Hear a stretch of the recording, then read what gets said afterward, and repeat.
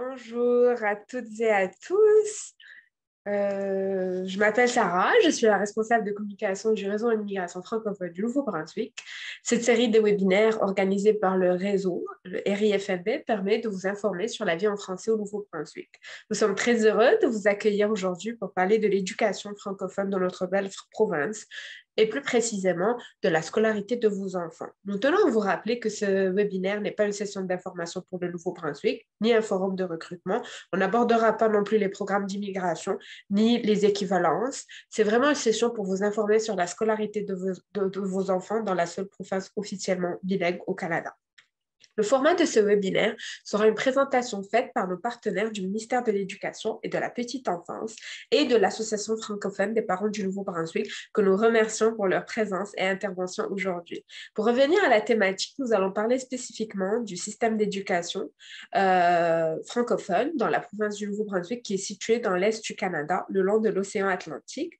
Nos présentatrices vont couvrir différents sujets: l'éducation de la petite enfance, le fonctionnement du système éducatif francophone et tous les services qui vous ont offerts en français. Sans plus tarder, il me fait plaisir de vous présenter Josée Nageau, directrice de la petite enfance au ministère de l'Éducation et Développement de la petite enfance, Marie-Joëlle Bergeron, gestionnaire des dossiers liés aux nouveaux arrivants, relations et diversité culturelle, relations secteur éducatif francophone au ministère de l'Éducation et Développement de la petite enfance, et Chantal Varin, directrice générale de l'Association francophone des parents du Nouveau-Brunswick.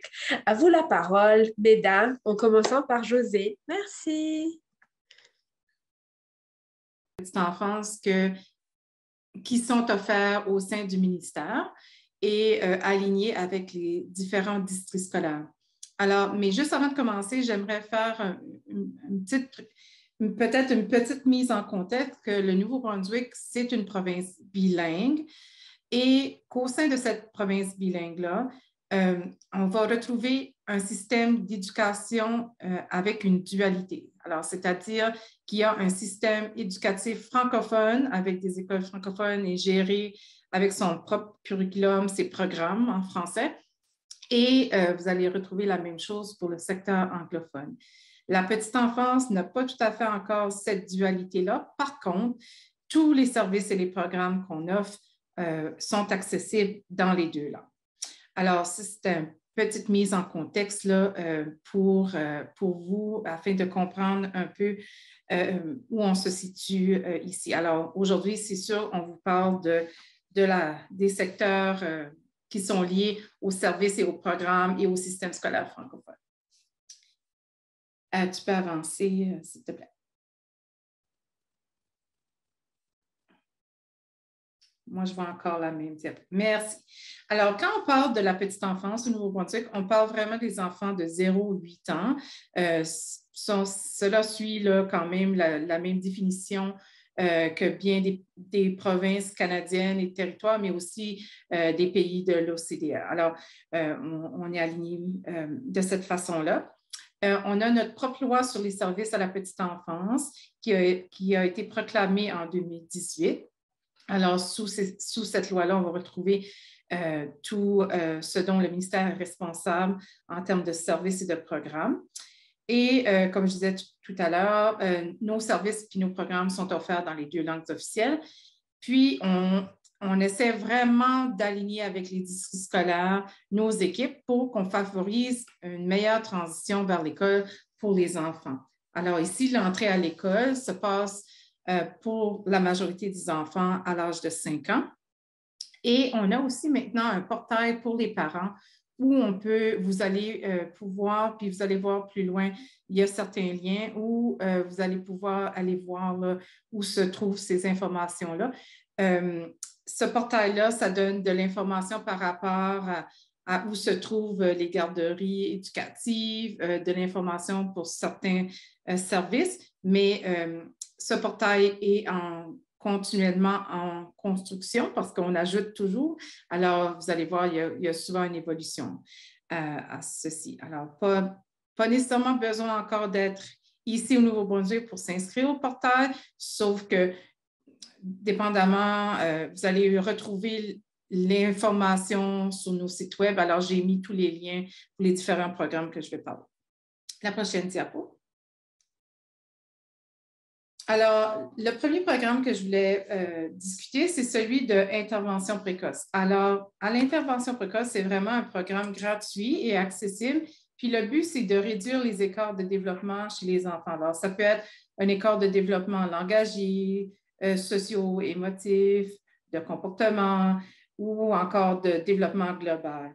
Alors, ce programme-là vise à faire un dépistage tôt et rapide et aussi de donner des interventions à un moment opportun pour vraiment qu'avant l'entrée scolaire, on aura vu ces écarts-là dans le développement de l'enfant. Et aussi, on va accompagner les parents dans leur cheminement, que ce soit en habileté parentale ou aussi de donner accès à d'autres ressources. Ensuite, celui pour le développement du langage. Alors, ça aussi, c'est un programme gratuit qui est offert et c'est vraiment un programme communautaire en orthophonie. Alors, nous, on l'appelle entre nous, là, Parle-moi. Alors, si vous venez vous établir au Nouveau-Brunswick, vous entendrez le terme Parle-moi. Alors, ce programme-là, c'est vraiment de faire du dépistage, de la sensibilisation, mais aussi de la prévention. Alors, c'est un programme universel et aussi ciblé. Et si jamais il y a d'autres écarts à ce moment-là, il y a un aiguillage vers les services hospitaliers et plus cliniques. Mais c'est un très, très beau programme qui permet non seulement le développement du langage des enfants, mais surtout aussi, là, ça crée des réseaux entre les parents, puis de donner des trucs aussi de comment faire à la maison avec les enfants. On a, dans le passé aussi, on a fait un programme en littératie à la petite enfance. Il y a un petit guide pour les parents. Alors, je vous ai mis le lien là. Vous pourrez le lire à votre guise. Et il y a aussi ce qu'on appelle des programmes en francisation, surtout le district scolaire francophone sud qui offre ces services-là. On appelle ça les francopulles. Alors, c'est pour des familles qui ont peut-être des enfants qui ne parlent pas ou peu ou qui veulent pratiquer le français avant l'entrée à l'école. La prochaine. Alors, les centres de ressources familiales, c'est un partenariat financier avec l'Agence de santé publique aussi du Canada. Alors, c'est un financement de notre province et du Canada. Et ça aussi, c'est quand même important, c'est gratuit aussi. Ils offrent des cours prénataux et de l'accompagnement postnatal. Ils offrent des groupes de jeux par enfants. Eux ont beaucoup un mandat aussi d'aider les habiletés parentales, appuyer les familles vulnérables. Et j'en passe là parce que comme la panoplie de services est quand même assez large. Alors, puis j'aime beaucoup le petit bébé que j'ai choisi dans la photo. Alors, on va passer à l'autre. Le prochain, c'est à propos des garderies éducatives au Nouveau-Brunswick. Alors, au Nouveau-Brunswick, les garderies où, je ne sais pas comment ça s'appelle, mais dans chacun de vos pays, mais il y a parfois les jardins ou les services de garde. Là. Alors, c'est vraiment pour aider les familles à aller sur le marché du travail ou aux études. Alors, au Nouveau-Brunswick, à ce moment-ci, il y a 323 garderies éducatives francophones qui offrent des services en français. Il y en a 192 garderies qui offrent des places pour les 0-5 ans. Alors, pour les plus petits avant l'entrée à l'école et les autres offrent des services qui après l'école. Alors, une fois entre le temps que l'école se termine et que les parents puissent terminer de travailler, il y a aussi une offre de service. La pédagogie du jeu, puis ça, je veux le mentionner parce que c'est comme très important. Ici, au Nouveau-Brunswick, on utilise une pédagogie qui est axée sur le jeu. Alors, on ne va pas apprendre à lire et à écrire de façon formelle avant l'entrée à l'école, mais on va quand même faire l'éveil à la lecture et à l'écriture en garderie éducative. Mais c'est vraiment basé sur un curriculum éducatif et je vous ai mis quelques ressources pour aller voir, alors, entre autres, la ressource qui dit le curriculum éducatif expliqué aux parents qui vous donnera un petit peu plus de détails. Alors, c'est vraiment le respect de l'enfant, de son unicité, de voir développer ses intérêts, ses compétences, surtout d'établir des relations stables et sécures et tous ces éléments-là pour vraiment établir une belle base pour poursuivre avec ses apprentissages par la suite. Pour le choix d'un établissement, alors l'hyperlien choix, vous pourrez cliquer dessus et là, vous aurez droit à la liste et la panoplie des services offerts. Alors, il y a 2 types de garderies que vous allez retrouver. Il y a des garderies qui sont dans des milieux familiales, alors c'est-à-dire que c'est des éducatrices qui ont des garderies à la maison. Alors, c'est des plus petites garderies à un maximum, dépendamment de l'âge des enfants, à 6 enfants normalement qu'on va retrouver. Et il y a les plus grandes qui, eux, vont être des garderies éducatives qui sont hors d'un domicile d'une personne. Alors, c'est des établissements qui vont varier normalement entre 15 et 60 espaces, qui est le maximum de permis pour un établissement. Alors, vous allez, je ne vais pas vous perdre dans tous les détails, mais vous avez cette option-là de choisir est-ce qu'on préfère un milieu plus familial pour nos enfants ou encore un milieu qu'on appelle centre pour notre enfant. Et le portail des parents, encore là, comme j'ai expliqué tout à l'heure, vous pourrez cliquer sur l'hyperlien pour y accéder et voir ce que ça a. Pour les subventions aux parents, parce que je l'ai mis rapidement parce que je me dis que vous avez peut-être des questions. Alors, quand les parents qui travaillent ou qui vont aux études ont besoin, peut-être financier, que c'est parce que les frais de garde, vous avez en moyenne, ça va tourner autour pour les moins de 24 mois, autour de 34,92 $. Les enfants d'âge préscolaire, alors de 2 à 5 ans, vont autour de 29 et les enfants d'âge scolaire, 18,45 $ par jour.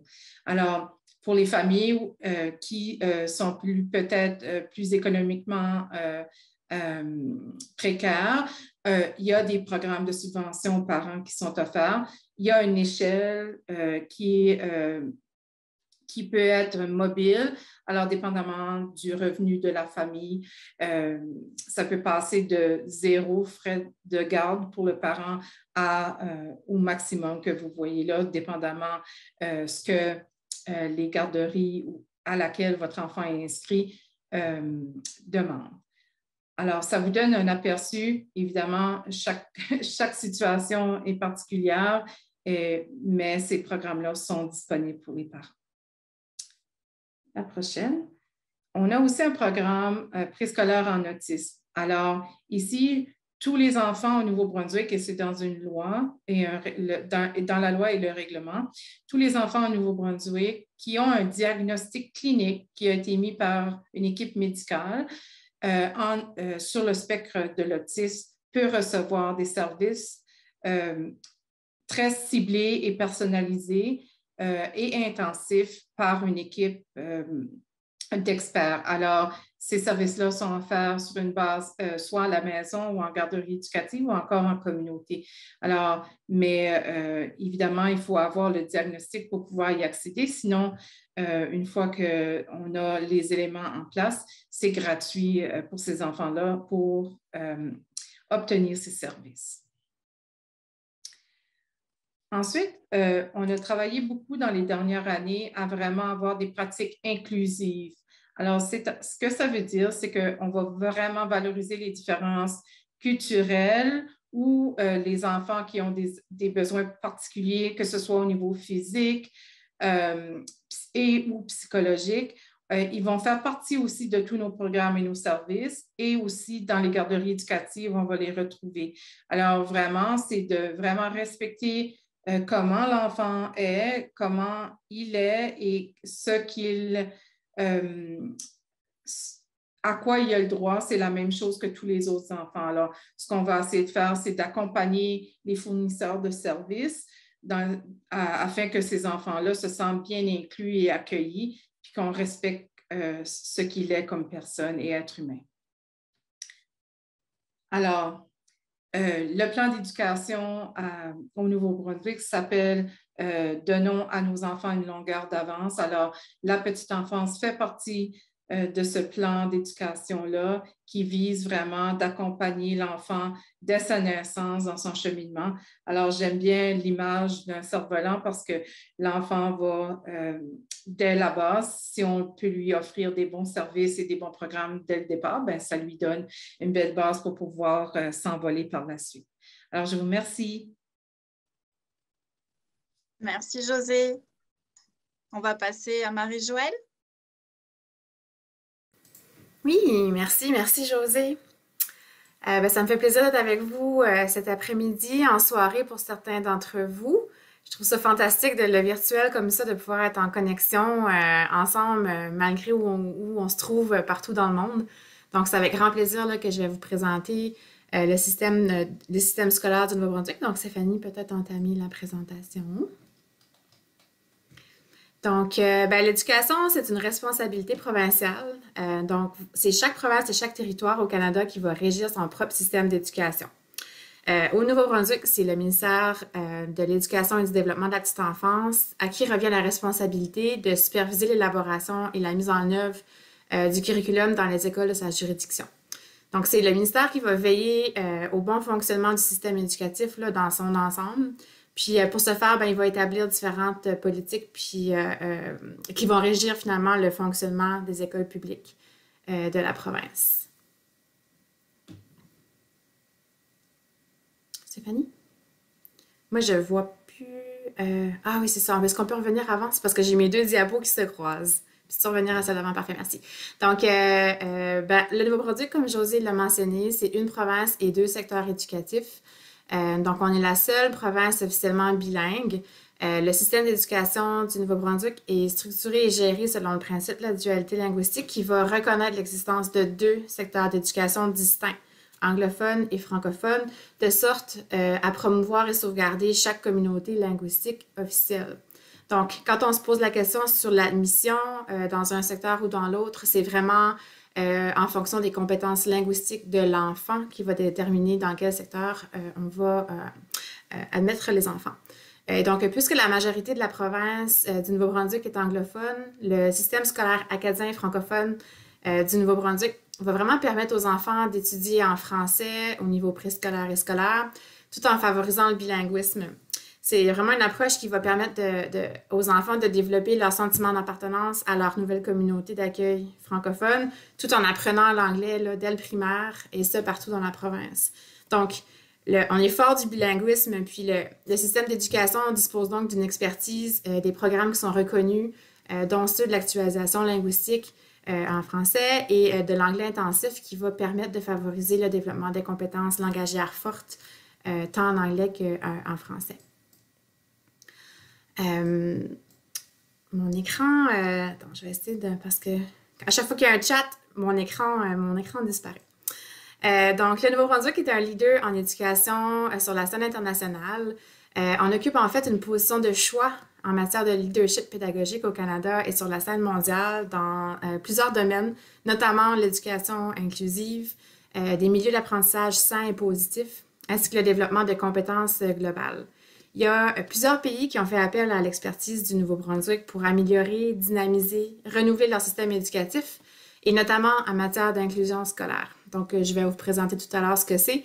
Mais en 2022, le Nouveau-Brunswick a été reconnu comme pionnier en inclusion scolaire par l'UNESCO, soulignant ainsi 3 décennies d'efforts pour offrir à chaque enfant la possibilité de jouir d'une éducation appropriée et de haute qualité.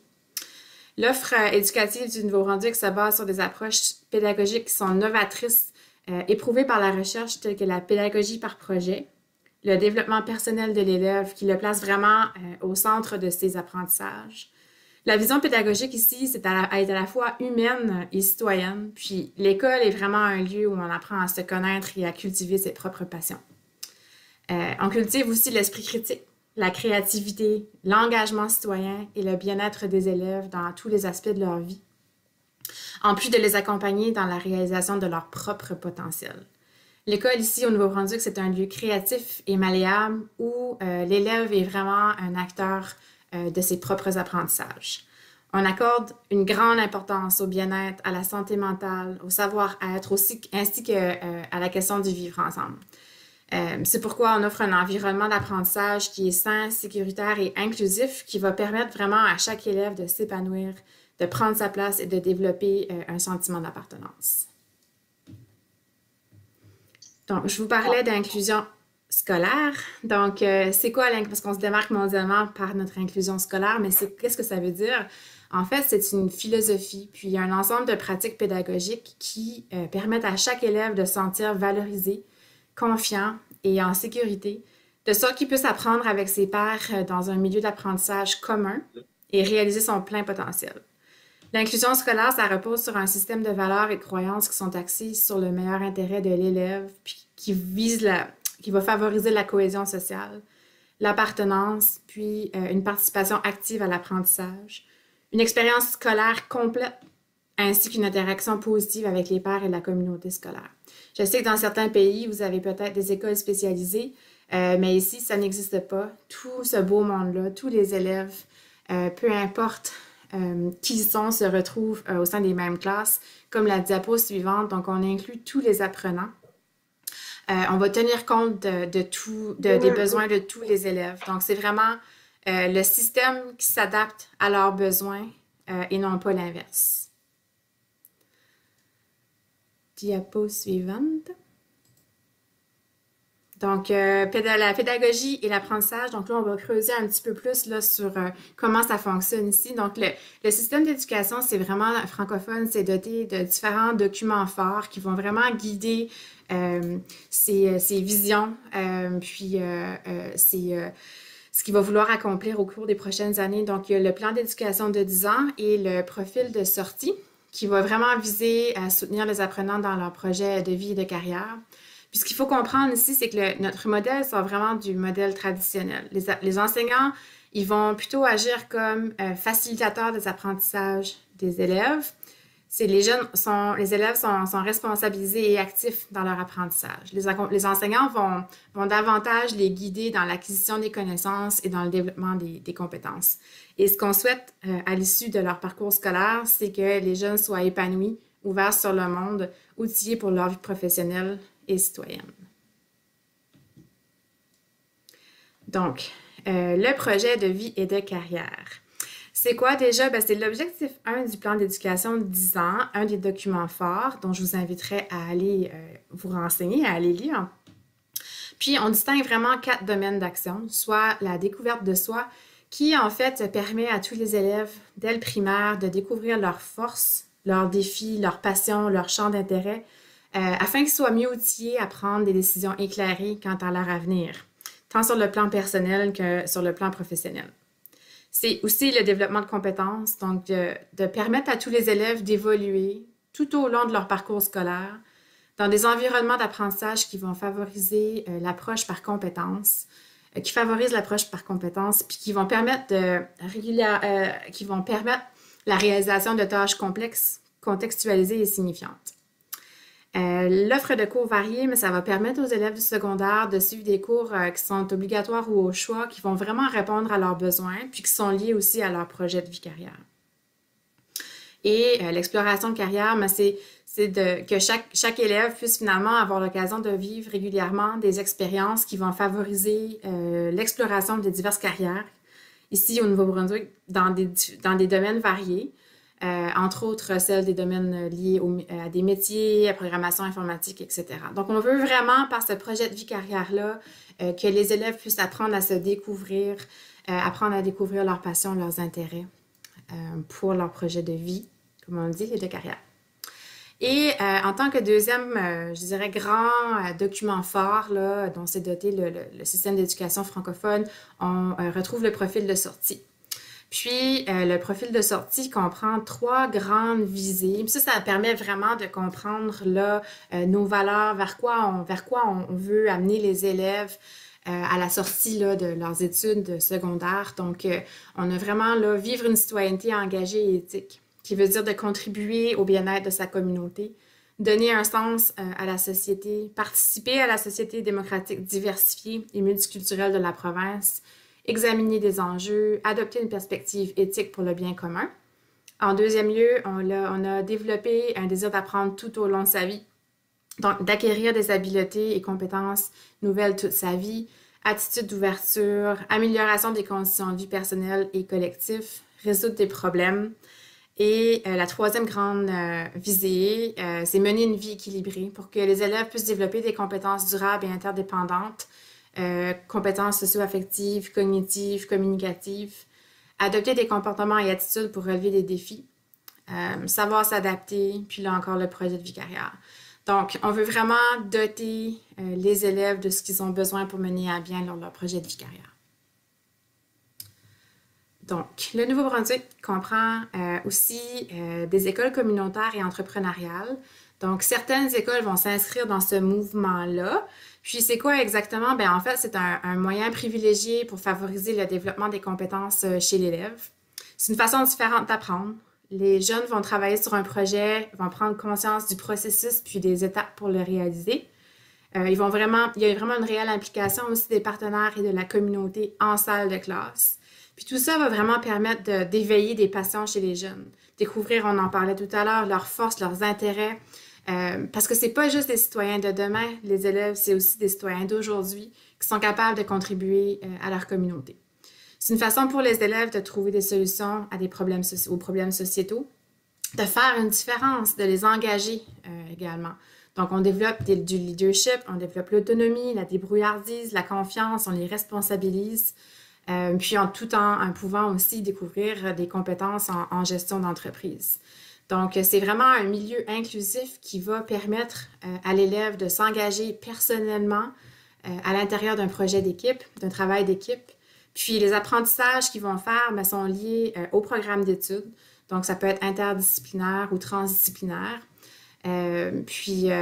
Donc, comme ça ne se passe pas juste en salle de classe, ces apprentissages-là, ils ont besoin du soutien de la communauté pour aller approfondir ces concepts-là. Donc, la communauté va se retrouver à appuyer des projets par leur expertise, en invitant les élèves dans leur milieu, par exemple, ou encore en donnant les ressources nécessaires pour la réalisation du projet.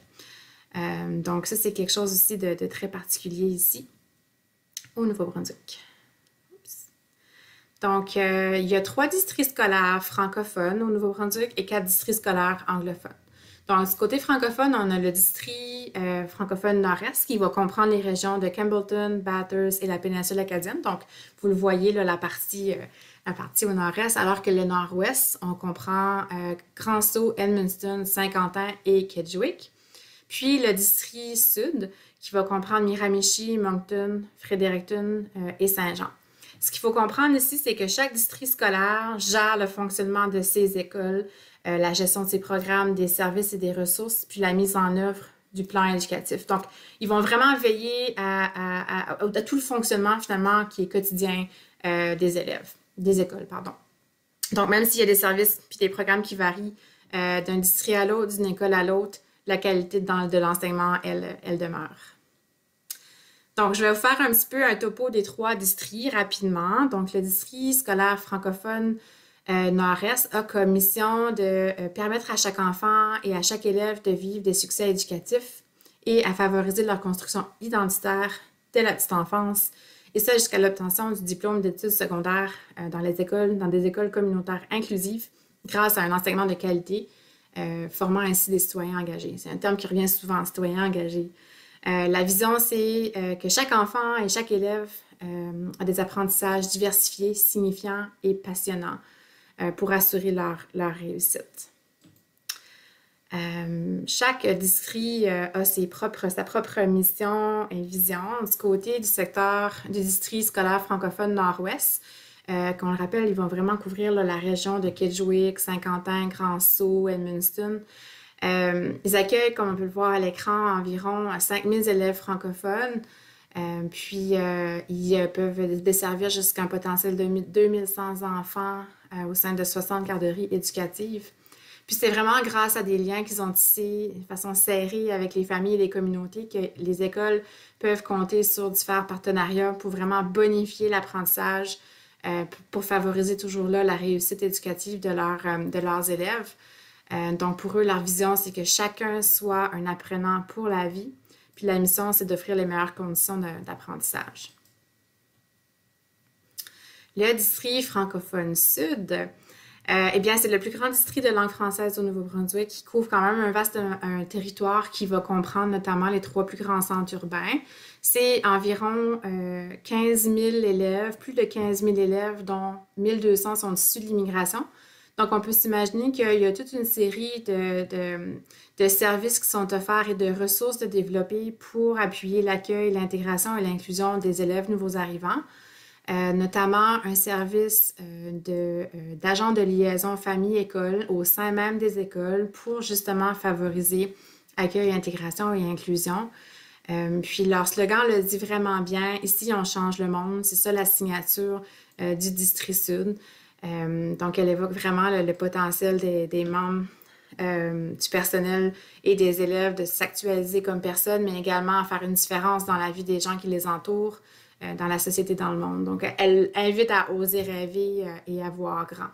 Donc, j'ai mis des liens sur la diapo là, qui va vous permettre d'aller voir si vous voulez des renseignements. Ben, en fait, j'ai fait pour les 3 districts qui va vous mener vers leur site web pour en apprendre davantage sur les services qui sont offerts. Maintenant, je vais rentrer dans le vif du sujet, donc les niveaux scolaires. Donc, on est vraiment de maternelle à la 12e année. Comment ça fonctionne? Ben, le système du Nouveau-Brunswick est le même en fait que le système du Canada, c'est-à-dire que l'éducation est gratuite, puis qu'on va commencer de la maternelle, ce que je pense certains de vous peut-être appeler la crèche, jusqu'à la 12e année. Et les niveaux scolaires sont divisés en 2 grands niveaux, soit primaire et secondaire. Donc, le volet primaire, c'est de la maternelle jusqu'à la 8e année, donc on dit environ 5 ans à 13 ans. Et après, normalement, ils vont changer d'école pour aller au secondaire, donc de la 9e année à la 12e année. Là, on parle de 14 à 18 ans. Donc, règle générale, les enfants du primaire vont commencer l'école vers les 8h, 8h30 jusqu'à 14h30.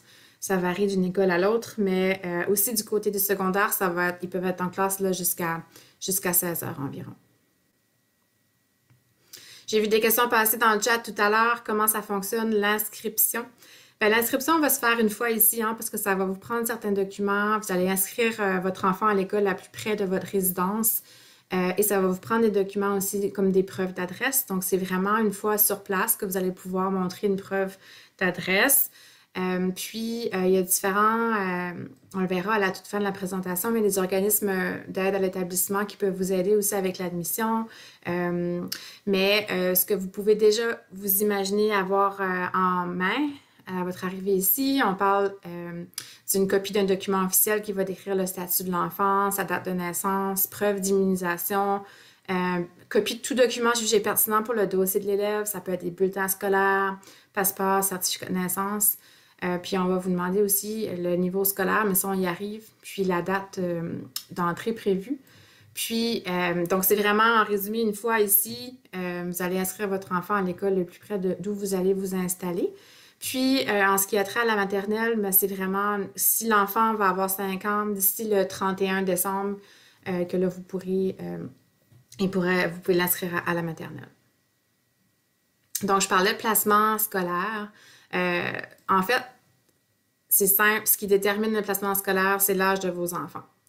Donc, je vais vous montrer la diapo suivante. Qu'est-ce que ça... un comparatif, là, finalement, entre différents secteurs, systèmes d'éducation, pardon. Mais on vous encourage d'apporter, je l'ai mentionné un petit peu dans la diapo précédente, mais d'apporter des relevés de notes aussi des écoles précédentes parce que ça pourrait permettre à l'école de mieux comprendre le cheminement parcouru de votre enfant et mieux adapter peut-être, puis mieux l'accompagner finalement dans son apprentissage.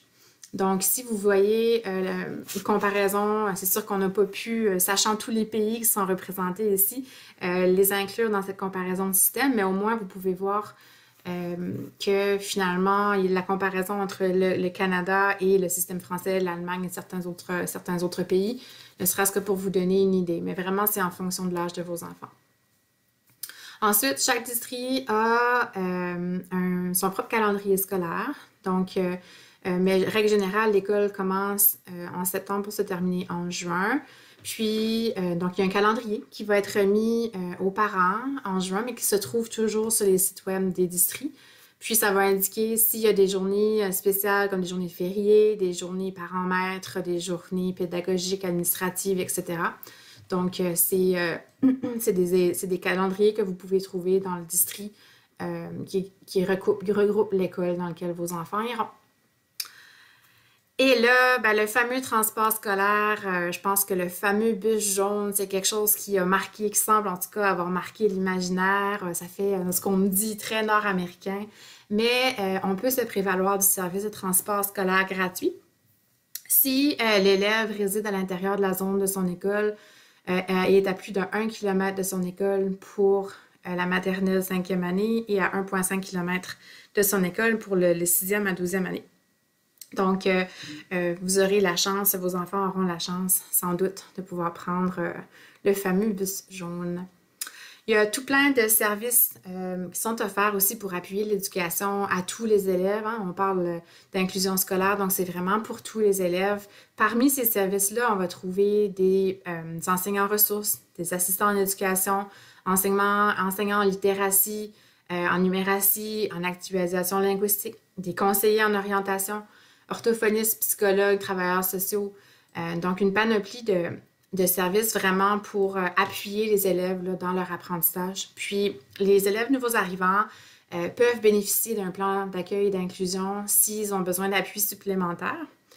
Et d'entrée de jeu, au départ, je vous ai mentionné qu'on avait des bons programmes d'actualisation linguistique. Certainement, ils vont varier d'un district à l'autre, mais de nombreuses écoles vont offrir des programmes d'enseignement du français comme langue additionnelle, des interventions individualisées en français et langue additionnelle à tous les niveaux, puis des cours de français langue additionnelle.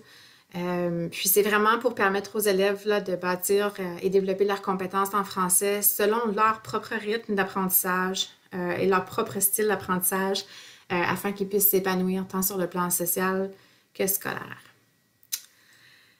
La vie scolaire, c'est sûr que les 3 districts auraient tellement à vous partager de tout ce qu'ils font et tout ce qui est disponible pour les élèves. Je vais vous mentionner quelques éléments, notamment le programme de baccalauréat international qui est offert par 2 écoles du district sud. Puis le bac à l'international, c'est un programme d'études intensif qui est reconnu mondialement puis qui offre à des élèves engagés et débrouillards un véritable défi intellectuel. Puis ce cursus-là est vraiment reconnu et sanctionné par le diplôme, puis est offert à la communauté internationale. Donc, il y a plus de 4000 écoles dans 150 pays qui offrent le BI.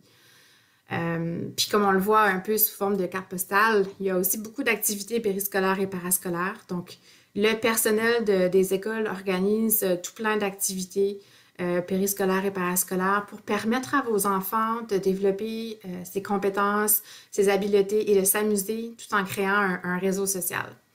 Donc, il y a tout plein de clubs de sport. Encore là, ça va varier d'une école à l'autre, d'un district à l'autre. Mais à titre d'exemple, on peut parler d'athlétisme, de volleyball, de handball, de football américain, de badminton, gymnastique, etc. Donc, une panoplie de clubs de sport potentiels, d'équipes sportives scolaires. Encore là, je le répète que ça varie d'une école à l'autre. Aussi des communautés, comme on parle d'improvisation, théâtre, club d'échecs, concours de maths, troupe de danse, expo sciences, spectacle de talent. Donc, une variété d'éléments qui peuvent vraiment intéresser les enfants. Puis, il y a aussi le programme sport arts-études qui est offert dans le district sud qui va permettre aux élèves du district de s'inscrire à un programme qui va allier études à un volet artistique ou sportif. Pardon.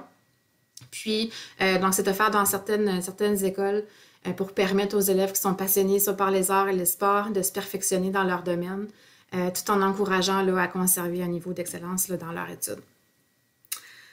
Donc, avant de clore la présentation, je voulais juste faire un petit clin d'œil au programme des élèves internationaux qui est géré par Place aux compétences. Ce programme-là, j'ai mis l'adresse sur la diapo, mais ce programme-là accueille plusieurs élèves depuis 2010, des élèves qui ont entre 13 et 18 ans, puis qui vont arriver ici. C'est une superbe façon d'apprendre à découvrir la province aussi. Ils vont être installés au sein de familles d'accueil francophones, fréquenter une école francophone. Puis ça peut se faire sur différentes périodes, soit une pleine année scolaire ou encore un semestre ou peut-être 12 semaines selon la disponibilité. Donc, ça peut vraiment permettre, permettre à vos enfants de découvrir aussi la belle province du Nouveau-Brunswick. Donc, c'est ce qui clôt ma part. Je pense, Stéphanie, tu allais prendre le relève pour cette diapo, mais c'est ce qui clôt ma part de la présentation sur le système scolaire du Nouveau-Brunswick. Merci. Cette diapo, ce service-là, on va le voir à la fin. Là, je laisse la place à Chantal Varin, qui est l'association des parents francophones du Nouveau-Brunswick. Alors, bonjour, bonsoir, en fait, à tous. Très heureuse de me retrouver avec vous. Pour vous situer, l'Association francophone des parents du Nouveau-Brunswick est un organisme sans but lucratif qui a pour mission d'être la voix des parents voués à faire valoir leurs droits et leurs besoins.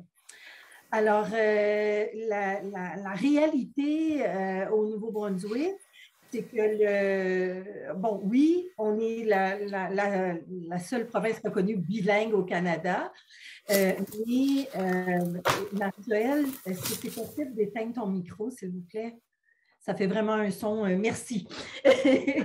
Alors, en fait, oui, on est la seule province reconnue bilingue au Canada.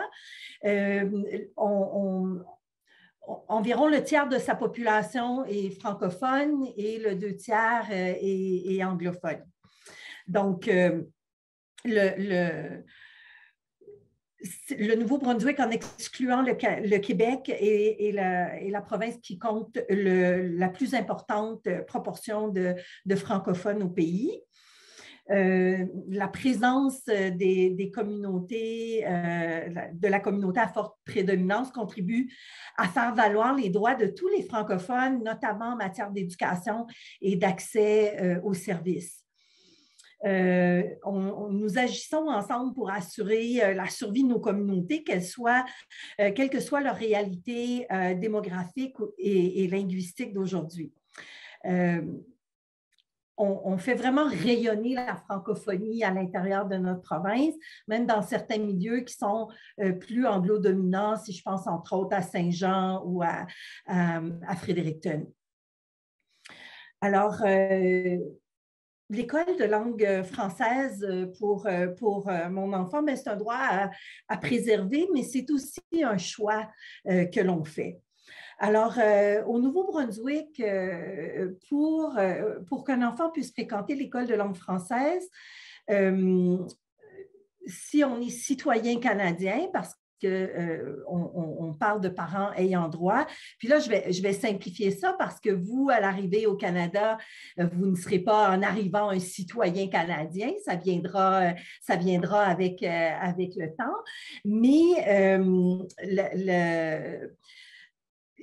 lorsqu'au moins un des parents, en vertu de l'article 23 de la Charte canadienne des droits et libertés, en soit une première langue apprise ou encore comprise est le français, ou à fréquenter l'école primaire ou secondaire de langue française au Canada, ou a eu un de ses enfants qui a fréquenté l'école primaire ou secondaire de langue française au Canada, va être reconnu comme un parent ayant droit.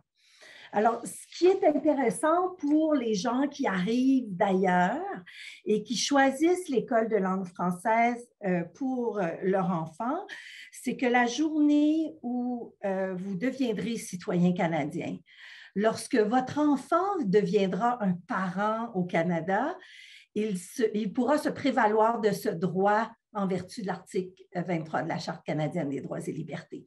Alors, c'est un privilège qu'on acquiert quand on fait ce choix de l'école de langue française. Puis, ce qui est important de savoir aussi, c'est que c'est un droit que l'on peut perdre si on n'exerce pas ce privilège.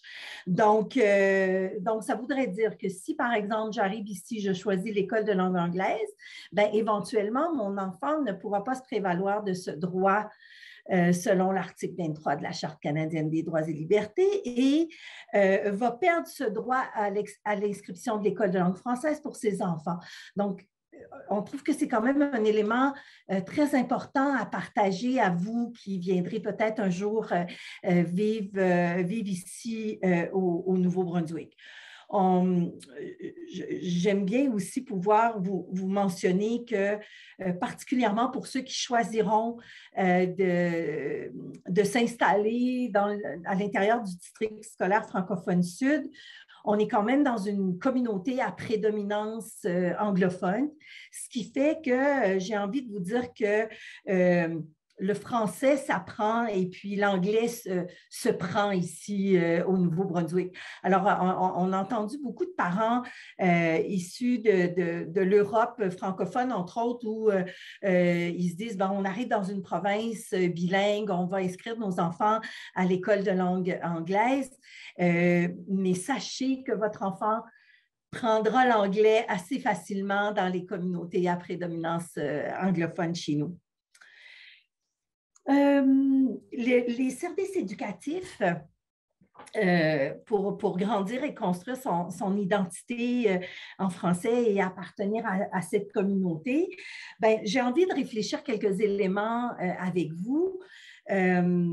Pour construire son identité, l'enfant ou le jeune a besoin d'abord d'apprendre à se connaître à travers sa famille, bien sûr, d'être respecté et valorisé dans ce qu'il est, de pouvoir s'exprimer dans sa langue ou ses langues, de découvrir ses origines culturelles, d'appartenir à un groupe ou à une communauté, de faire des choix et de s'affirmer, puis d'avoir des modèles auxquels il peut s'identifier.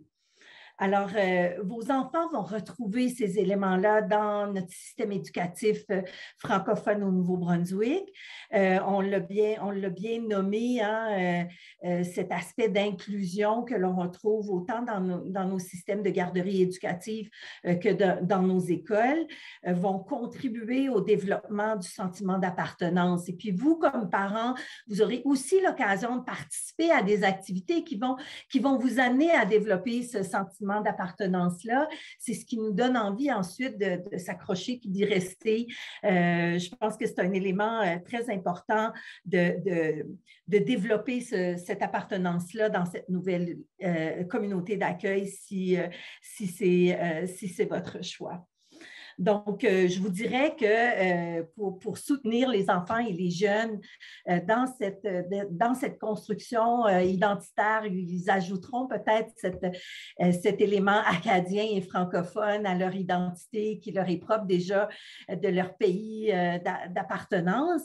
Ça sera de faire une place, on fait des places importantes aux arts, à la culture francophone, en favorisant des spectacles, en pouvant partager aussi des activités familiales qui vont être organisées par les services de garde, par l'école. Et puis, je crois que Stéphanie vous parlera des communautés d'accueil dans nos différentes communautés au Nouveau-Brunswick.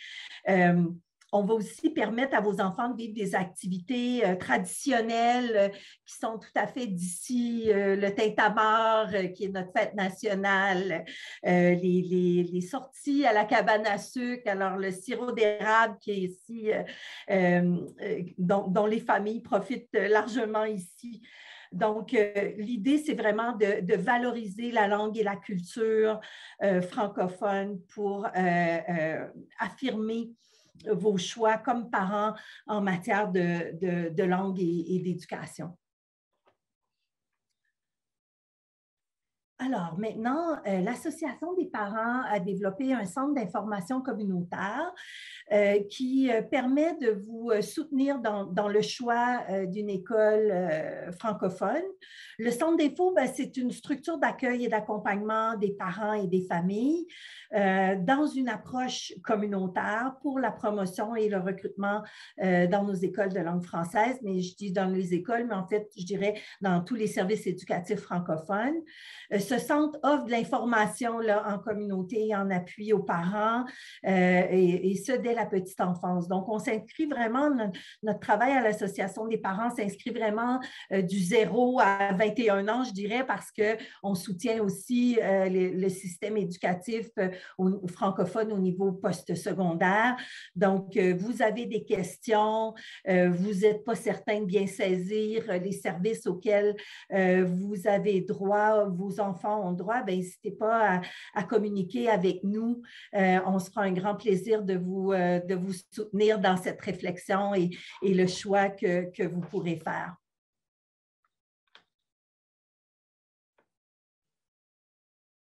Merci.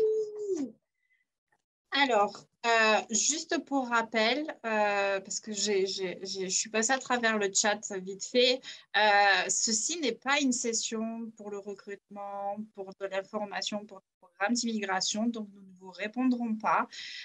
Pour tout ce qui concerne les procédures de recrutement, on vous redirigera vers des liens appropriés. Aujourd'hui, on traite vraiment de la question de l'éducation et de la petite enfance, donc on vous demandera de poser des questions uniquement dans ce sens-là, dans la partie Q&A, parce que ça nous permettra un peu plus de possibilités on va dire, de cibler vos questions. Je vous présente aussi ma collègue qui vient juste de nous rejoindre, qui est Sarah Azari. Elle est responsable des communications au réseau d'immigration francophone. C'est elle qui a organisé cette session d'information. Je vais lui laisser placer une petite présentation pour que vous puissiez la connaître elle aussi. Bonjour à tous. J'espère que vous allez tous très bien. Merci à tous d'être là. Je suis très contente de la participation. Merci à nos panélistes. Ce fait un plaisir de vous entendre et merci d'avoir accepté de nous donner toute cette expertise et de renseigner les gens sur un sujet qui est très important, à savoir la scolarité de leurs enfants. On voit beaucoup de messages d'appui et d'encouragement dans le chat.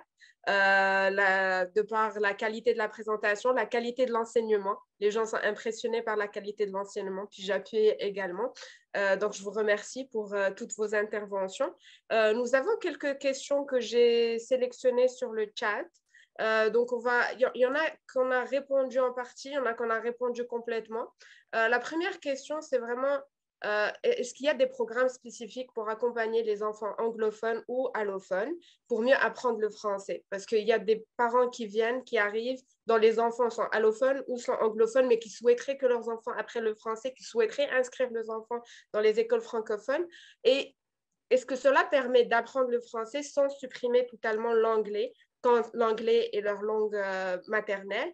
Et qu'est-ce qui se passe au niveau d'intégration par rapport à la langue en général et par rapport à l'équivalence niveau scolaire, etc.? Vous pouvez les répondre et répondre de façon séparée. Est-ce que quelqu'un voudrait y aller? Je vais peut-être commencer par la petite enfance, puis là, Marie-Joëlle continuera pour le scolaire. Super. On va du plus petit au plus grand. C'est ça. Alors, pour la petite enfance, comme j'ai dit tout à l'heure, si vous arrivez puis vos enfants ont 2, 3 ans ou 4 ans, il y a des programmes de francisation qui pourront permettre là, de vous aider, vous et votre enfant, à apprendre le français. Alors, c'est des groupes de jeux où l'apprentissage de la langue se fait. Évidemment, si vous les inscrivez en garderie éducative, alors à ce moment-là, c'est sûr qu'ils seront immersés dans la langue française. Il y aura aussi de la francisation à l'intérieur de ces programmes-là. Évidemment, comme ce que je peux dire par rapport à est-ce qu'il va conserver l'anglais? Certainement, parce qu'il ne faut pas oublier qu'à l'extérieur des murs de la garderie ou dans la communauté, souvent l'anglais est plus présent, donc l'enfant va continuer à l'entendre. Mais c'est sûr que de franciser le plus tôt possible va être un atout pour que quand il va arriver à l'école, ça sera plus facile pour lui de poursuivre ses apprentissages en français. Alors, si vous avez des jeunes enfants de moins de 5 ans, alors une grande suggestion de ma part, c'est de certainement regarder au programme de petite enfance autour de vous à votre arrivée pour voir comment déjà vous pouvez développer l'apprentissage de la langue française pour votre enfant. Marie-Joëlle, tu veux y aller? Oui, je dirais qu'en addition à ça, certainement au niveau du scolaire, il y a le français langue additionnelle. Donc, ça va dépendre d'une école à l'autre, la forme que ça va prendre. Ça peut être des petits groupes, ça peut être une classe, ça va vraiment varier.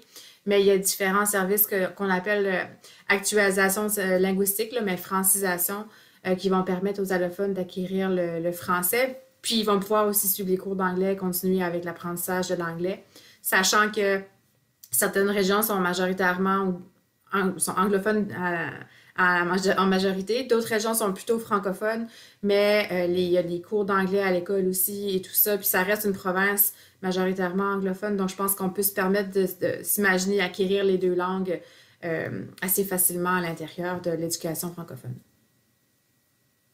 Merci beaucoup. Chantal, voulais-tu rajouter? Je me permettrais quand même de vous rassurer de ce côté-là parce que quand on se retrouve on a choisi un système éducatif francophone, vos enfants vont vite acquérir la langue s'ils ne l'ont pas déjà.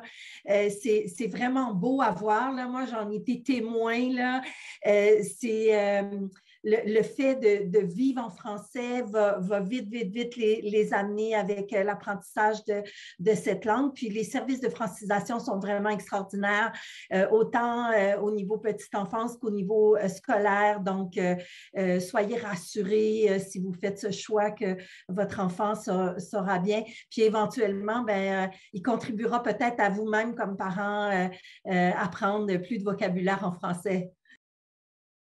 Merci beaucoup, mesdames. Merci on vous le rassure aussi parce qu'on a beaucoup ces questions, puis qu'il s'agisse des enfants ou des parents qui arrivent, qui ne parlent pas forcément la langue, etc.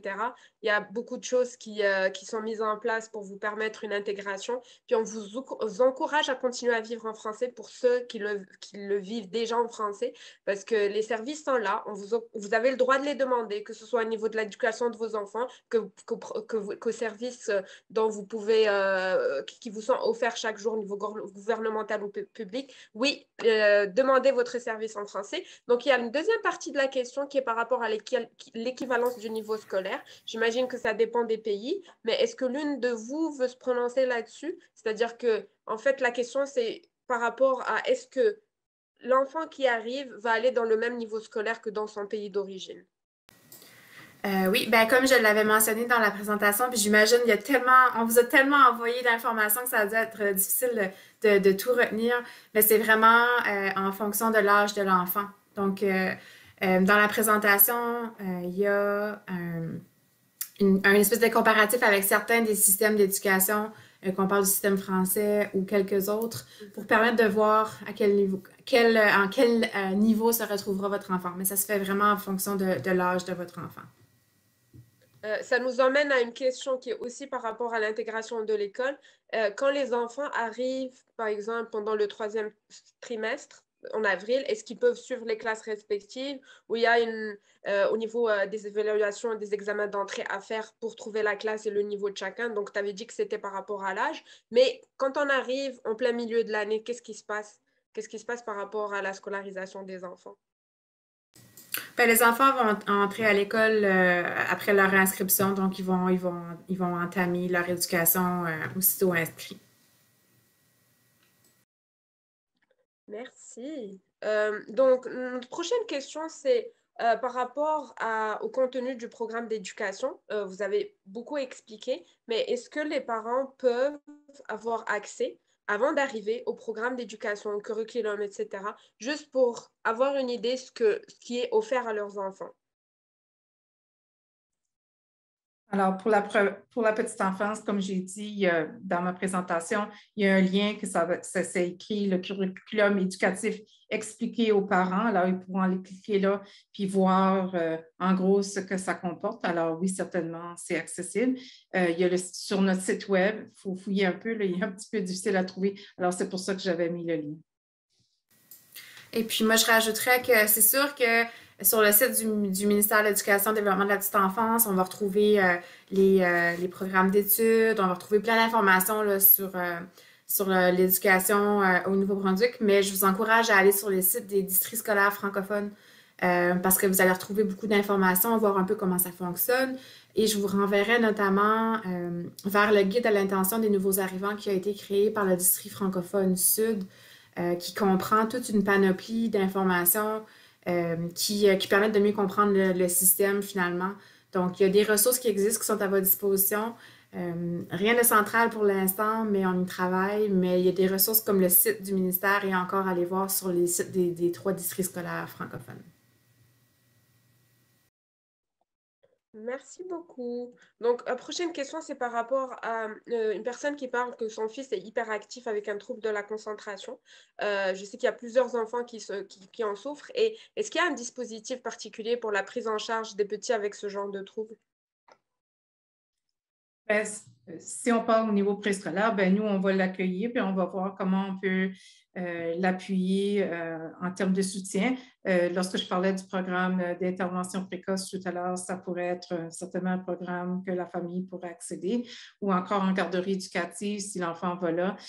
Aussi, les éducatrices sont habituées quand même. Ici aussi, on a des enfants qui ont les mêmes défis, alors ils vont être inclus, puis on va trouver ensemble avec les parents des pistes de solutions ou des ressources.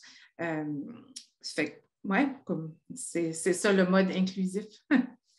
Mais j'ai peut-être envie d'ajouter là-dessus, Jodie, si tu permets, que dans certaines situations, si l'enfant a un diagnostic précis, il pourra bénéficier, puis là, ça, c'est vraiment du cas par cas, mais il pourrait bénéficier d'une aide qui sera un peu plus disponible. Tu sais, je vous avouerai quand même que nos ratios ici au Nouveau-Brunswick sont vraiment très intéressants, donc très peu d'enfants pour une seule éducatrice dans le 0-5 ans. Donc, ça permet quand même une approche là, de proximité avec l'enfant. Mais s'il y a vraiment des défis très particuliers, ben, on pourrait imaginer qu'une éducatrice va lever la main puis éventuellement chercher à ajouter une ressource dans son groupe en vue de soutenir cet enfant. Merci beaucoup, mesdames. Il y a beaucoup de questions qui reviennent par rapport au taux d'échec scolaire dans les écoles francophones. Est-ce que c'est une information dont vous disposez?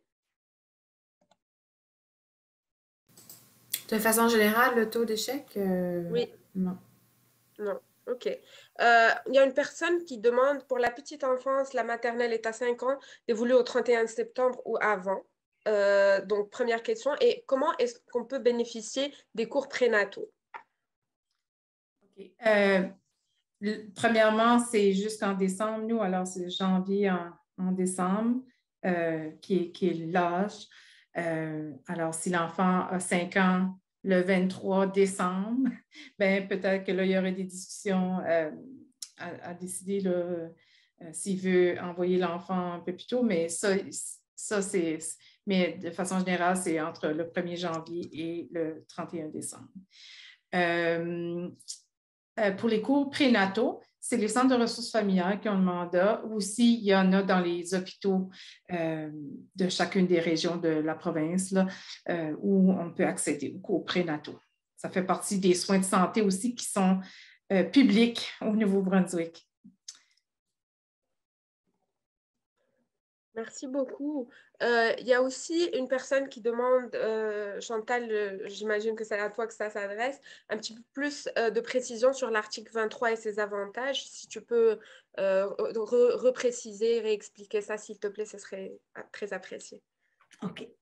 Alors, au Nouveau-Brunswick, un enfant peut fréquenter l'école de langue française lorsqu'au moins un de ses parents a des droits en vertu de l'article 23 de la Charte canadienne des droits et libertés. C'est le cas même si l'enfant ne maîtrise pas le français au moment d'entrer à l'école. Alors, comment on sait si on est un parent ayant droit? Ben, c'est si la première langue que j'ai apprise et que je comprends encore est le français, ou si j'ai fréquenté une école primaire de langue française au Canada, ou un de mes enfants a fréquenté l'école primaire ou secondaire de langue française au Canada. Ça, c'est pour tout citoyen canadien. Donc, lorsque les gens arrivent de l'extérieur, ben, vous avez le privilège du choix de l'école selon les compétences linguistiques, etc. Et puis, éventuellement, c'est le parent qui est ayant droit. Ce n'est pas l'enfant qui est ayant droit, c'est le parent.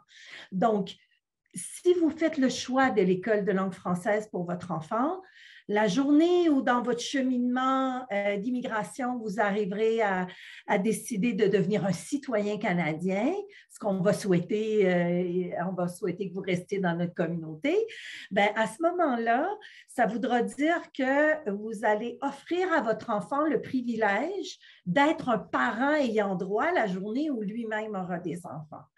Donc, il aura fréquenté l'école de langue française, ça sera peut-être sa première langue apprise encore comprise. Sinon, il aura fréquenté l'école primaire ou secondaire ici chez nous.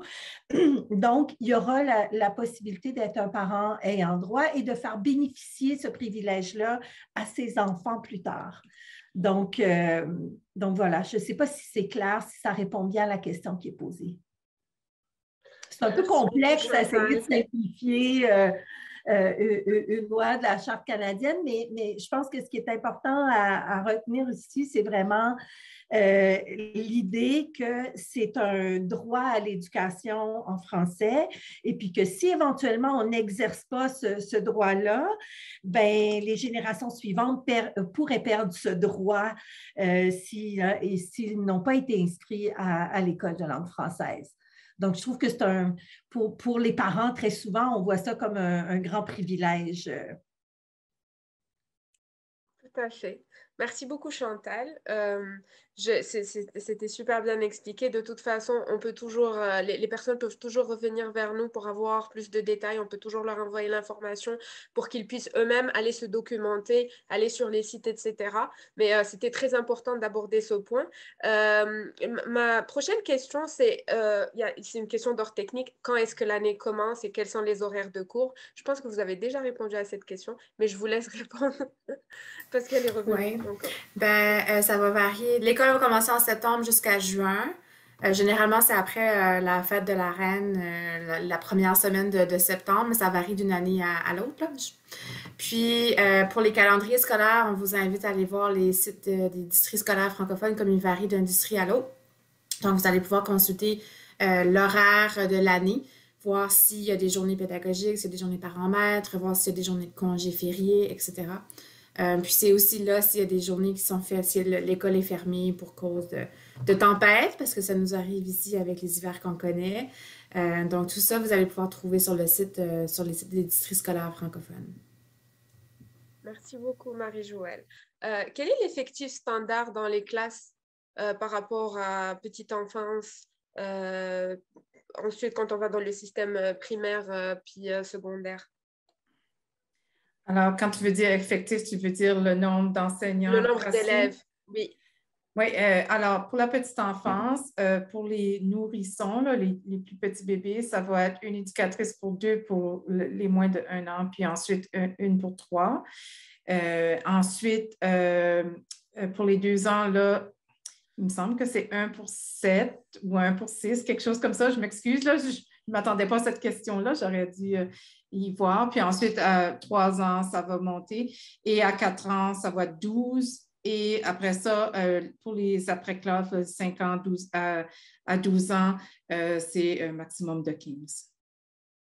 Merci beaucoup, Josée. Marie-Joëlle, est-ce que tu peux nous en dire plus sur les classes?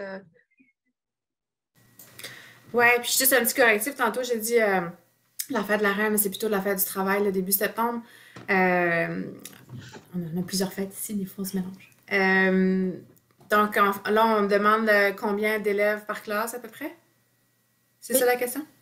Oui, en moyenne. Oui, ça varie, je dirais, mais je n'ai pas les chiffres. Je pense que c'est entre 25 et 28, là. Ça dépend selon l'âge des enfants. Les groupes vont varier selon l'âge des enfants. Ben, la question s'adresse surtout. Si ma mémoire est bonne, c'est une enseignante de maternelle de 5 ans, disons, jusqu'à la 2e année. Les première, 2e année, on parle d'une enseignante pour 22 et puis ensuite, on passe à 28 au secondaire. Je crois que ça peut aller jusqu'à 29. 29, merci. Merci beaucoup, mesdames. Oui, je pense que sa réponse, c'est surtout l'effectif maximum dans les classes. puis c'est ça, c'est entre 28 et 29. Il y a beaucoup de personnes qui demandent par rapport à l'apprentissage de l'anglais. Je sais qu'on a beaucoup appuyé sur ce point, que vous avez toutes appuyé sur ce point dans vos présentations par rapport au fait que l'anglais s'apprend, même si on est dans une école francophone. Mais il y a des personnes qui demandent spécifiquement dans quelle année est-ce que les enfants commencent à apprendre l'anglais dans les écoles? Troisième ou quatrième année, ça peut varier selon les régions de la province. Mais troisième, quatrième année, là, donc, ouais, c'est ça. Ou 4-5e, ça dépend vraiment, mais c'est autour, je dirais, entre la troisième et la cinquième année selon la région dans la province. Merci. Il y a beaucoup de questions de parents qui demandent est-ce qu'ils peuvent entamer, tu en as parlé tout à l'heure, Marie-Joëlle, tu as dit que ce n'était pas possible d'inscrire de l'extérieur parce qu'il faut une adresse sur place, etc., pour pouvoir entamer les inscriptions. Mais il y a des parents qui demandent comment se renseigner avant. C'est-à-dire que quand ils sont chez eux, comment se renseigner, comment est-ce qu'on peut contacter, si on arrive en visite exploratoire, comment est-ce qu'on on entre en contact avec les écoles pour les visiter, rencontrer des personnes pour avoir de l'information? Comment est-ce que ça se passe? Parce qu'il y en a beaucoup qui viennent en visite exploratoire. Il y a beaucoup de personnes aussi qui font beaucoup de recherches avant de venir et qui arrivent avec une idée de où ils veulent placer leurs enfants. Il y en a qui s'installent en fonction de ça aussi. Donc, qui contacter et comment? Oui, ben déjà, la meilleure ressource, ce sont les districts scolaires francophones. Ce sont vraiment eux qui vont pouvoir peut-être coordonner, si vous êtes en visite exploratoire, parce que peut-être que ça va reprendre à un moment donné, coordonner une visite à l'école, aller rencontrer les gens qui s'occupent des écoles et des admissions. Donc, vous référez vers les sites des districts scolaires francophones. Puis je vous rappelle que le district francophone sud, comme ils accueillent beaucoup de nouveaux arrivants, ils ont développé des outils. Donc, allez sur le site, il y a le guide à l'intention des nouveaux arrivants. Il y a aussi une adresse courriel sur laquelle vous pouvez écrire notamment. Donc, contactez les districts scolaires. Mais déjà, c'est de savoir aussi, en fonction, tu sais, de savoir dans quelle région vous allez vous installer dans un premier temps. Si vous allez occuper un emploi, que l'emploi est à Edmundston, vous allez regarder du côté du district nord-ouest. Si l'emploi est à Tracadie, vous allez regarder du côté du district scolaire nord-est et ainsi de suite. Pour le district sud aussi, c'est la région du sud. Si vous n'êtes pas certain que vous avez une résidence permanente et que c'est aléatoire, bon, ben là, je vous incite à aller sur les 3 districts puis aller vérifier. Mais ça va vraiment dépendre de la région dans laquelle vous pensez aller vous installer déjà, pour déterminer le bon district à entrer en contact. Merci beaucoup. Moi, je tiens juste aussi à rappeler, pour toutes les personnes qui souhaitent s'installer au Nouveau-Brunswick, il y a beaucoup d'informations qui est très spécialisée pour contacter les districts, etc. Mais vous avez accès aux centres et associations d'accueil qui, eux, peuvent vous aiguiller et vous dire qui contacter directement. C'est-à-dire qu'il y a partout dans la province, on a beaucoup de centres et associations d'accueil qui sont capables de vous donner des services d'accueil et d'établissement. Donc, ils vont s'occuper de votre installation. Ils vont vous diriger vers les bonnes personnes. Donc, n'hésitez pas à prendre contact avec le centre ou association d'accueil en fonction de là où vous souhaitez venir. Pour avoir cette information, n'hésitez pas à aller sur notre site web riflb.ca. Vous avez accès aux adresses et informations des districts scolaires. Vous avez accès aussi aux associations et centres d'accueil, dépendamment des régions. N'hésitez pas à prendre contact avec eux. Puis nous, on se fait toujours un plaisir de rediriger les personnes vers les centres et associations d'accueil en fonction des régions. Donc, des fois, on reçoit des messages un petit peu spécifiques. Quand on sait où est la région, on peut déjà vous diriger vers quel district et vers quel centre et association d'accueil. Les services sont là, ils vous sont offerts gratuitement, donc profitez-en. On a aussi, il y a une question pour toi, José. Est-ce qu'il y a des formations à distance en petite enfance? Bon, OK. La formation de base qui est nécessaire pour travailler comme éducateur, éducatrice à la petite enfance dans les garderies éducatives, c'est le 90 heures que le ministère offre si l'éducatrice n'a aucune formation postsecondaire ou collégiale ou universitaire dans le domaine de l'éducation à la petite enfance. Alors, ça, c'est gratuit, c'est offert par le ministère, c'est en ligne. Par contre, je n'accepte pas tout de suite aucune personne parce qu'on est à former le personnel actuel dans les garderies. fait qu'on ne va pas accepter de demande d'inscription à la formation si la personne n'a pas encore un emploi en vue et qu'il y aurait une lettre qui démontre qu'elle a un potentiel d'emploi déjà dans une garderie au Nouveau-Brunswick. Par contre, si vous avez cette lettre-là avec vous, que vous savez, vous allez déménager au Nouveau-Brunswick sous peu et vous avez postulé et vous avez été embauché par une garderie éducative, à ce moment-là, oui, on pourra vous donner accès avant que vous arriviez à la formation du 90 heures. Il y a un curriculum éducatif aussi, alors il faut faire la formation aussi. La formation collégiale au Collège communautaire du Nouveau-Brunswick, qui est celle qu'on reconnaît comme ministère comme formation collégiale, elle s'offre en mode virtuel. Alors, il faudra faire vos démarches auprès de cette institution-là pour savoir c'est quoi les frais d'inscription, tout ça. Mais pour le moment, c'est ce que je peux répondre. Je ne sais pas si ça répond à la question. Merci, c'est parfait. On a pris la question. Oui. Je rajouterais juste quelque chose. C'est sûr que dans le webinaire qui nous concerne en ce moment, on se concentre vraiment sur le système d'éducation dans son ensemble et pas lié à l'emploi. Par contre, comme je sais que plusieurs d'entre vous continuent d'écrire des questions liées à l'emploi, ben, on a certains documents qu'on pourrait peut-être vous partager aussi qui donnent l'information sur la certification des maîtres, sur la petite enfance qu'on a préparée. Donc, sans répondre ici aux questions, on pourrait envoyer aux participants ces deux documents-là qui pourraient intéresser les enseignants et les éducateurs et éducatrices en petite enfance. Merci beaucoup, Marie-Joëlle, pour la précision. Nous tenons également à rappeler que nous sommes là pour répondre aux questions en dehors du webinaire, même les questions qu'on ne peut pas répondre tout de suite, ben, nous sommes là pour y répondre. Il y a des questions par rapport, on a répondu par rapport aux modalités d'intégration pour le système éducatif, que ça dépendait de l'âge, mais les questions reviennent par rapport au fait est-ce qu'il y a un niveau, est-ce qu'il y a une analyse d'acquis, c'est-à-dire est-ce qu'il y a une chance pour un enfant qui arrive d'être dans un niveau supérieur parce qu'il a passé ses examens puis qu'il réalise, ou bien qu'on reste toujours vraiment par rapport à l'âge. Puis également, comment ça se passe pour la petite enfance en modalité d'intégration? Est-ce que c'est par tranche d'âge aussi pareil? OK. Première question pour Marie-Joëlle, deuxième question pour José. Ouais, dans un premier temps, l'enfant va être placé en fonction de son âge.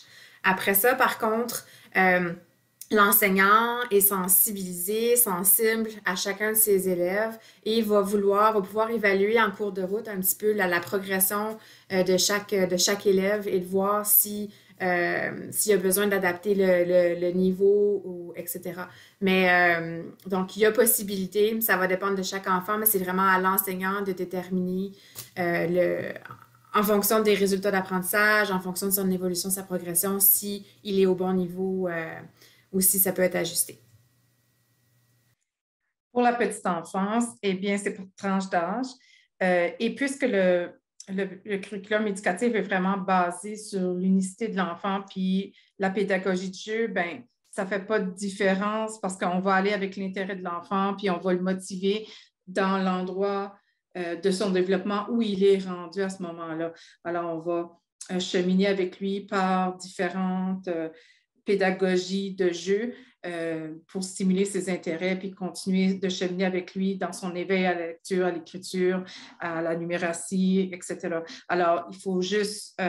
fait que oui, ça va être par tranche d'âge parce que nous, il y a une composante quand même santé et sécurité des enfants qui est prise très sérieusement dans les normes d'ouverture d'une garderie éducative. Alors, c'est pour ça que c'est un petit peu plus rigide en termes de catégorie d'âge, là. À moins que votre choix se tourne vers les garderies de milieu familial, parce que là, on se retrouve dans un multi-âge. Donc, exactement. Merci, Chantal. J'avais oublié celui-là. Oui, exactement. Comme Chantal dit, c'est sûr que si on est dans une garderie plus familiale, alors là, vous pourriez avoir tous les groupes d'âge là, dans le même groupe, qui est un atout dans un sens, parfois, parce que ça fait permettre les multi-âges, les échanges aussi sont aussi riches. On a beaucoup de questions par rapport aux régions au Nouveau-Brunswick qui est la plus adaptée pour les personnes. Puis, je vais commencer parce que nous, au niveau de RIF, on se fait souvent poser cette question. Je suis francophone, où est-ce que je m'installe? Je veux devenir bilingue, où est-ce que je m'installe? Ça dépend, bien évidemment, parce qu'il y a des régions. Le plus gros conseil qu'on peut vous donner, c'est de ne pas juste vous concentrer sur les grandes villes et vous dire que oui, tous les immigrants vont là-bas, les opportunités sont là parce que les opportunités existent également ailleurs. Puis, y a vraiment beaucoup de potentiel dans les petites régions aussi. Donc, informez-vous. N'hésitez pas à nous poser des questions spécifiques pour les régions. Comme j'ai dit, contactez les centres d'accueil. Donc, je vous laisse répondre par rapport à l'éducation. Comment est-ce qu'on fait pour choisir la région quand on est francophone et qu'on a envie que notre enfant grandisse dans un environnement francophone? Moi, je vous dirais que ça dépend de votre projet, ça dépend d'où vous voulez vous installer. Si vous arrivez encore là avec votre résidence permanente et vous avez le choix de vous installer n'importe où, alors c'est de vérifier la vitalité de la région, vérifier les intérêts de vos enfants. Est-ce qu'il y a un club de sport qui concerne si votre enfant a une expertise ou un intérêt, une passion spécifique dans un sport ou en art et culture, peut-être vérifier à ce niveau-là, aller en fonction des intérêts, besoins de vos enfants. Mais je vous dirais que partout en province, on a des communautés qui sont extrêmement dynamiques et prêtes à vous accueillir. Puis comme Sarah, tu l'as mentionné, il y a des services, des organismes d'aide à l'établissement partout dans la province qui peuvent vous aider dans votre projet d'installation et tout ça, vous mettre en connexion communautaire, créer des ponts avec la communauté d'accueil. Fait que je pense que ça dépend vraiment de votre projet, de vous renseigner. Le site du RIF propose des partages de l'information sur la province. Il y a le site de la Fédération des communautés francophones acadiennes, la FCFA, qui partage aussi. Il y a des liens avec le RIF aussi, des liens qui donnent l'info sur le Nouveau-Brunswick. Je pense que c'est de se renseigner si vous n'êtes pas lié à un emploi, déjà déterminer une région précise, c'est de vérifier ce qui vous intéresse le plus. À savoir la province, est-ce qu'on est entouré d'eau? Presque, on a la forêt partout, on a 80% boisé, si c'est quelque chose qui vous intéresse. Vous aimez la mer, vous aimez vivre dans une communauté plus francophone, plus petite, plus grande. Je pense que c'est à vous à faire vos devoirs parce que ici, clairement, vous allez trouver de tout pour tous les goûts, là. Merci beaucoup, Marie-Joëlle. Chantal, il y a beaucoup de personnes qui demandent pour les écoles bilingues. Est-ce que tu peux faire juste un petit rappel par rapport à la dualité dans l'éducation puis le système éducatif francophone? En fait, on a des écoles de langue anglaise, on a des programmes d'immersion et on a les écoles de langue française. Donc, c'est la variété de ce qui est proposé dans le système. Alors, il y aura quand même des évaluations linguistiques qui se feront, puis corrige-moi, Marie-Joëlle, si je me trompe, parce que c'est une grande question importante. Donc, pour une famille allophone, c'est-à-dire où on n'a ni le français ni l'anglais, vous pourrez choisir l'école de votre choix finalement. Donc, et puis votre enfant prendra soit l'anglais ou apprendra le français selon ce que vous aurez envie de choisir pour votre enfant.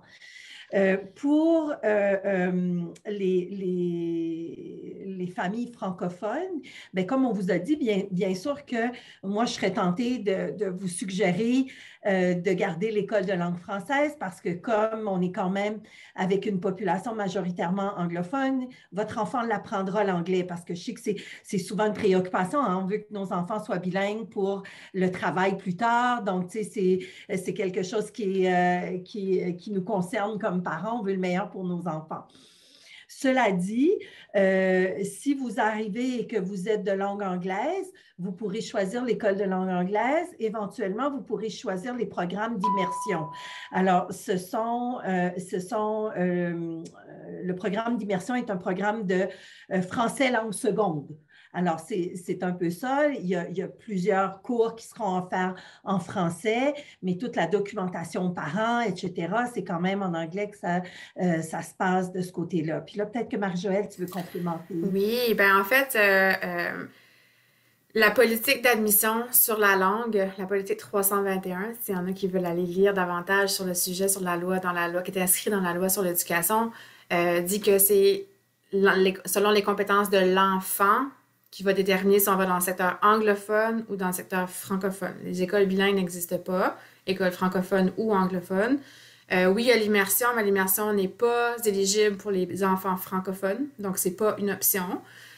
Donc, c'est vraiment, c'est seulement pour ceux qui maîtrisent l'anglais qui pourront aller acquérir la deuxième langue dans le secteur anglophone. Donc, ça, c'est vraiment important de savoir ça. Donc, la politique, je le rappelle, d'admission dit que c'est en fonction des compétences linguistiques de l'enfant. Donc, mais un rappel aussi que comme on vit dans un milieu majoritairement anglophone, l'anglais, Chantal l'a mentionné à plusieurs fois, à plusieurs reprises, José aussi, dans certaines régions, on cohabite plus, à tous les jours, on aura à utiliser l'anglais. Dans d'autres régions, un peu moins, mais par contre, à travers le système d'éducation, on a des cours d'anglais, notamment des cours d'anglais intensifs, qui vont permettre l'acquisition de l'anglais et de consolider le bilinguisme finalement par l'entremise des écoles francophones. Donc, c'est maintenir et avoir accès à une éducation de qualité en français tout en pouvant aller acquérir l'anglais pour faciliter là, le bilinguisme. Puisqu'on en a parlé, est-ce que l'une de vous peut expliquer brièvement ce que c'est un programme d'immersion? Non, moi, je ne m'avancerai pas parce qu'en fait, le programme d'immersion, c'est du côté du secteur anglophone, puis nous aussi, on est pour parler du secteur francophone. Mais juste en gros, pour les les élèves qui parlent uniquement l'anglais et qui n'ont pas de compétences en français, peuvent être éligibles au programme. Mais je pense que ce n'est pas l'objectif de notre rencontre aujourd'hui. OK. Dernière question qu'on va prendre aujourd'hui parce qu'il est déjà 27, c'est les matières qui sont enseignées. Est-ce qu'on peut avoir une idée du nombre? J'imagine que non parce qu'il y a primaire, secondaire, etc. Mais est-ce que toutes les matières sont dispensées en français? Oui, sauf les cours d'anglais, sauf les cours d'espagnol. Mais oui, toute l'éducation se fait en français. Puis si vous voulez aller voir c'est quoi les programmes d'études, les curriculums, programmes d'études, les cours qui sont offerts tant au primaire qu'au secondaire, vous y avez accès à cette liste sur le site du gouvernement, donc du ministère de l'Éducation et du Développement de la petite enfance. Ne faire qu'une petite recherche et vous allez avoir accès aux différents programmes d'études. La même chose. Tu viens de répondre. La même chose. José, vas-y, excuse-moi. Oui, la même chose pour les garderies éducatives. Le service va être offert en français aux enfants. Mais par contre, si le parent veut être communiqué en anglais, bien, à ce moment-là, la garderie va s'adapter pour encadrer la famille. Mais sinon, le service à l'enfant va être en français. Mais on va quand même célébrer la culture. Alors, ça ne veut pas dire, qu'on ne va pas célébrer la culture de cet enfant-là, puis célébrer la diversité qui se trouve à l'intérieur d'une garderie éducative. Mais c'est vraiment au niveau de la langue, ça va être le français qu'on va utiliser. Merci beaucoup, José. Marie-Joëlle, à travers ta réponse, tu as répondu à une autre question qui était une troisième langue. Tu as parlé d'espagnol. Donc, est-ce qu'il y a d'autres langues qui sont enseignées? Pas pour l'instant. À ma connaissance, c'est l'anglais, le français, puis il y a des cours d'espagnol au choix.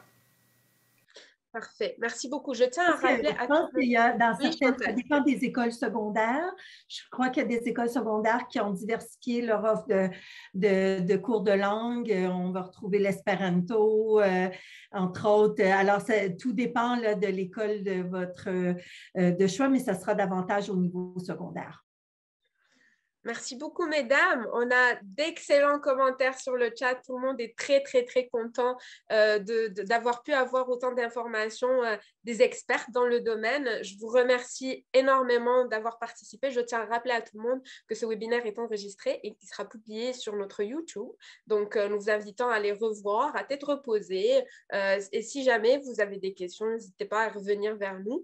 Merci énormément à tous les participants. Merci à Stéphanie d'être là pour ton merveilleux mot de bienvenue. Et encore, merci aux panélistes qui nous ont éclairés, donné beaucoup d'informations aujourd'hui. On espère vous revoir très bientôt. Merci, mesdames. Merci tout le monde. Un dernier petit message pour les personnes qui sont hors Canada ou même les nouveaux arrivants qui sont dans la province. Il ne faut pas oublier qu'il y a des services qui sont en place et il n'y a pas uniquement des centres d'accueil qui fournissent des services aux nouveaux arrivants. Vous avez une liste de ces services et des organismes qui donnent ces services aux nouveaux arrivants gratuitement sur le site du RIF. Donc, Au niveau de l'intégration et l'établissement, c'est large. Ce n'est pas uniquement les centres d'accueil. Donc, il y a la culture, il y a l'éducation, il y a l'employabilité aussi. Donc, n'hésitez pas à aller voir notre site Internet, puis surtout à nous suivre sur nos réseaux sociaux. Voilà. J'ai mis sur le chat tous nos membres et j'ai mis aussi un guide et service que nous avons sur notre site web. Comme ça va être plus simple pour tout le monde d'aller directement. Puis vous allez voir que l'accompagnement est là. Il se fait en français. Profitez-en. Merci beaucoup tout le monde. Merci. Un plaisir de vous accueillir. À bientôt. Merci. Plaisir de vous rencontrer. Merci, au revoir. Merci, mesdames.